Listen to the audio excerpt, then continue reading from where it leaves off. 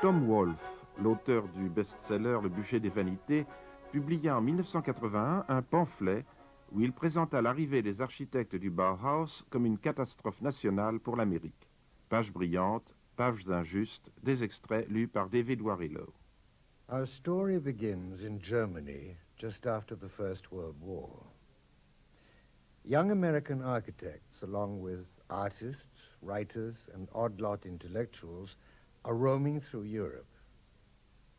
To the young American architects who made the pilgrimage, the most dazzling figure of all was Walter Gropius, founder of the Bauhaus School. Gropius opened the Bauhaus in Weimar, the German capital, in 1919. It was more than a school.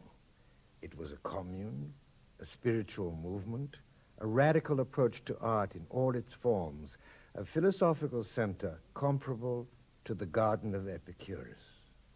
The painter Paul Klee, who taught at the Bauhaus, called Gropius the Silver Prince.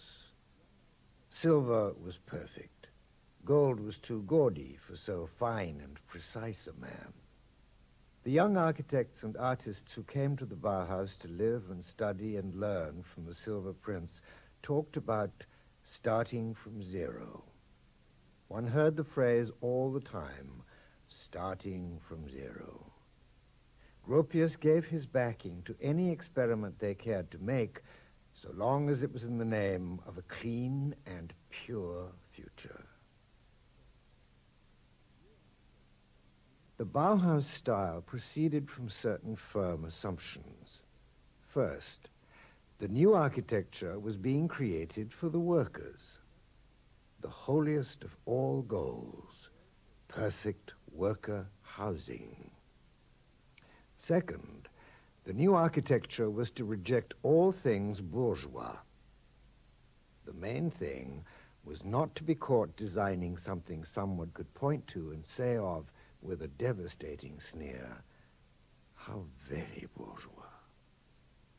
For example, there was the now inviolable theory of the flat roof and the sheer facade.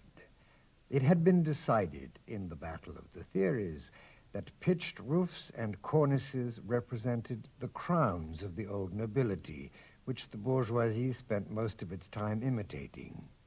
Therefore, henceforth, there would be only flat roofs making clean right angles with the building facades. No cornices, no overhanging eaves. All at once, in 1937, the Silver Prince himself was here, in America. Walter Gropius, in person, in the flesh, and here to stay. In the wake of the Nazis' rise to power, Gropius had fled Germany, going first to England and coming now to the United States. Other stars of the fabled Bauhaus arrived at about the same time. Breuer, Albers, Molinoch, Bayer, and Mies van der Rohe, who had become head of the Bauhaus in 1930, 2 years after Gropius, already under pressure because of the left-wing aura of the compound, had resigned. Gropius was made head of the School of Architecture at Harvard, and Breuer joined him there. In architecture, naturally, the Silver Prince became the chief executive, the governor of the colony, as it were. The teaching of architecture at Harvard was transformed overnight. Everyone started from zero. Everyone was now taught in the fundamentals of the international, which is to say, the compound, style. The students gradually began to notice that everything they designed, everything the faculty members designed, everything that the visiting critics designed, looked the same. Everyone designed the same box of glass and steel and concrete with tiny beige bricks substituted occasionally. This became known as the Yale box. The truth was that by now, architectural students all over America were inside that very box, the same box the compound architects had closed in upon themselves in Europe 20 years before.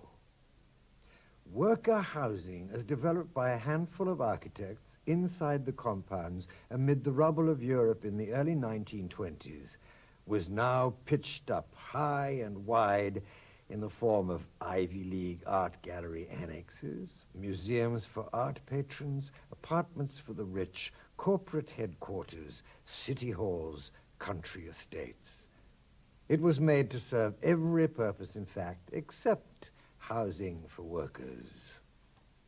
Since the 1950s, the term luxury high-rise has come to denote a certain type of apartment house that is in fact nothing else but the Siedlungen of Frankfurt and Berlin, with units stacked up 30, 40, 50 stories high to be rented or sold to the bourgeoisie.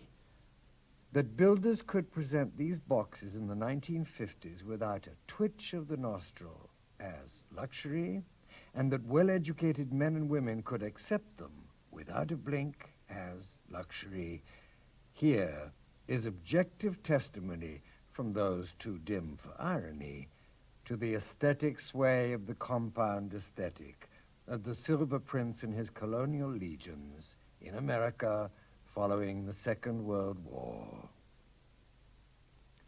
Oh, beautiful, for spacious skies, for amber waves of grain. Has there ever been another place on earth where so many people of wealth and power have paid for and put up with so much architecture they detested as within thy blessed borders today?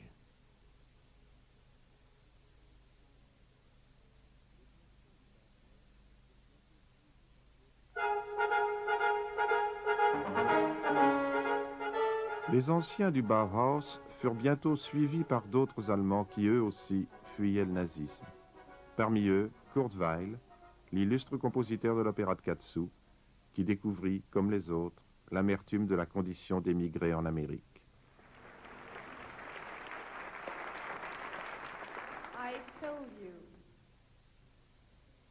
I told you the name is Kurt, and not Kurt.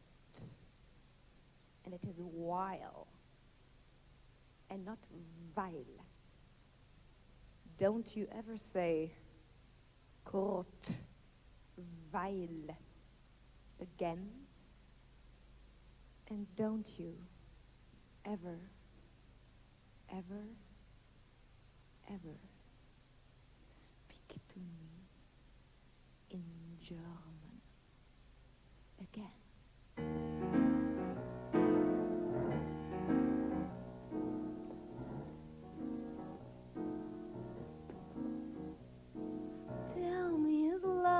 Just a popular suggestion or merely an obsolete art?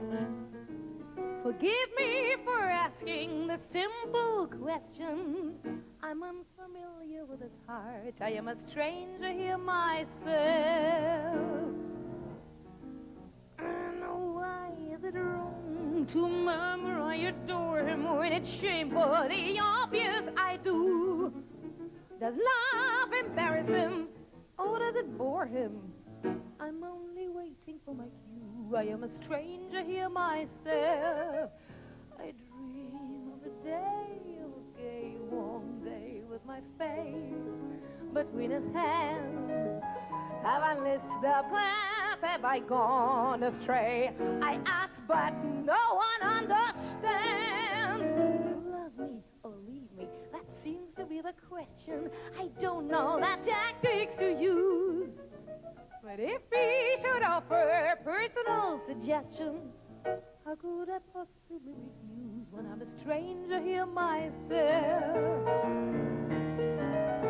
Please tell a stranger, by curiosity goaded, is there really any danger that love is now outmoded?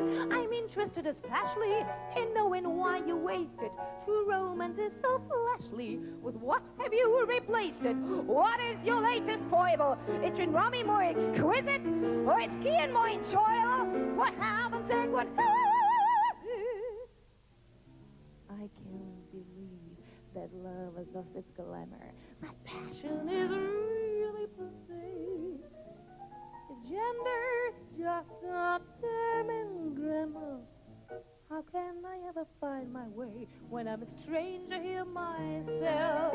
And how can he ignore my available condition? Why these Victorian views?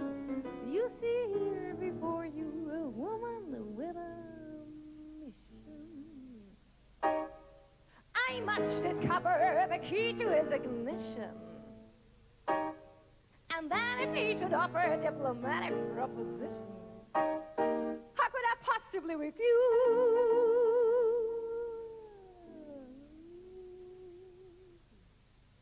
How would I possibly?